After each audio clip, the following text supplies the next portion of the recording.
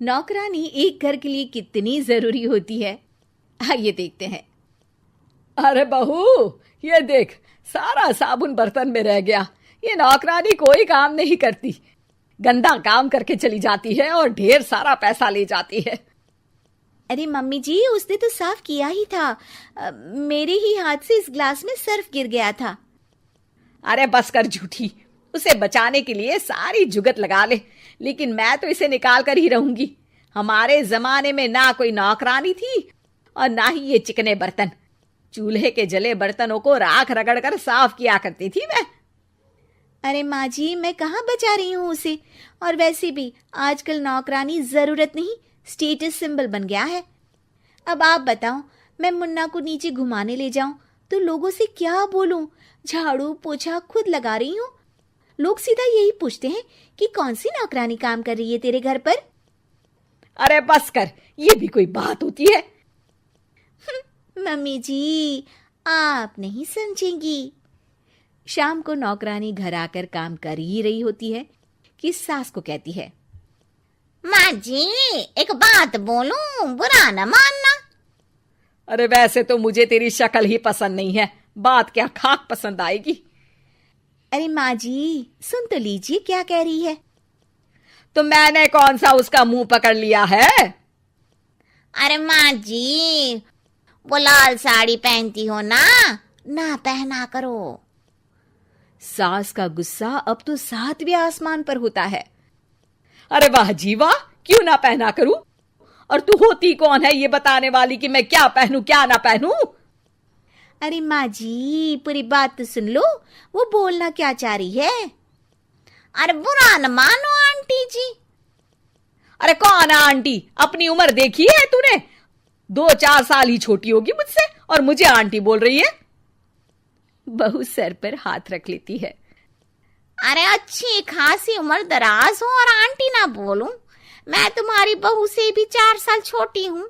क्यों दीदी? बोलती भी क्या, एक तरफ सास यानी पति की माँ, तो दूसरी तरफ नौकरानी जिसके बिना घर का काम नहीं चल सकता।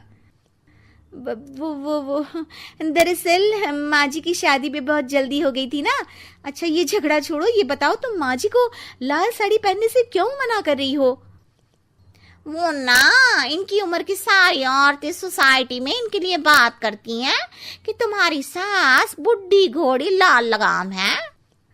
बहू को ये सुनकर गुस्सा आ जाता है। अरे वाह वाह, कौन बोलता है जी? खुद क्या है यहाँ की औरतें, बाल सफेद लेकिन टाइट जींस और कोई कुछ भी पहने। अरे पहनना हमारा निजी हक है, किसी को कुछ हक नहीं बनता कि वो मेरी सास के लिए कुछ बोले। मैं आज ही जाकर माँ जी के लिए लाल जींस लेकर आऊंगी, फिर देखो कोई क्या बोलता है। अरे चुप लाल जींस। अरे सुन नौकरानी की बच्ची, जाकर बोल दे उन लोगों से कि उन लोगों की तरह मैं उड़ती नहीं फिरती हूँ घर बार छोड़कर। अपने बच्चों और नाती पोतों में मन लगाती हूँ, ना कि सारा दिन ताश के पत्तों में आंख गड़ाकर 3 पत्ती खेलूं। नौकरानी वहां से चली जाती है। वैसे बहू, नौकरानी के क्या फायदे हैं ये तो पता नहीं, लेकिन सबसे अच्छा तो ये कि पता चल जाता है कि कौन किसके लिए क्या बोल रहा है। सोसाइटी में तेरा नौकरानी रखने का इरादा बिल्कुल ठीक था। अगले दिन उन लोगों के घर की बेल बजती है। बहू दरवाजा खोलती है कि सामने कुछ औरतें खड़ी होती हैं। अरे बहू, कहाँ है तेरी सास? बुला जरा। अरे बहन जी, आप सारी एक साथ आइए आइए, कैसे आना हुआ? अरे 3 पत्ते खेलने आई हैं, क्यों खेलोगी? क्यों नहीं, वैसे भी बड़े दिन हो गए, एंटरटेनमेंट हुआ नहीं। बहू जा जाकर पकोड़े तो बना ला। अरे बस करिए, आगे कुछ पीछे कुछ। वैसे तो कहती है कि परिवार पर ध्यान देती है, हमारी तरह 3 पत्तियां नहीं खेलती।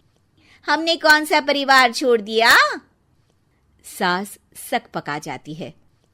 अब ये किसने कहा? मैं तो कहती हूँ कि मैं भी थोड़ा बाहर निकलूं। आपने ही तो कमला नौकरानी से ये सारी बात की थी। सास और बहू को अब सारी कहानी समझ आ जाती है कि सोसाइटी की औरतें क्यों भड़क रही हैं। माफ करिए आंटी, मैं छोटी हूँ, लेकिन फिर भी पहले तो आप लोगों ने माँ की लाल साड़ी का मजाक उड़ाया था ना। हाँ हाँ, उड़ाया था, लेकिन उससे पहले तो तुम लोगों ने हमारी जीन्स के बारे में बात की थी। अरे क्यों ना पहने हम जीन्स, तुम्हारे पैसों की थोड़ी ना है। सास और बहू सर पकड़कर बैठ जाती है। देखा बहू, ये खेल कर गई तेरी नौकरानी, यहाँ की बात वहां तो वहां की बात यहाँ। दोनों किसी तरह औरतों को समझा बुझाकर घर भेजती है और कसम खाती है कि नौकरानी को नौकरानी ही रहने देंगी।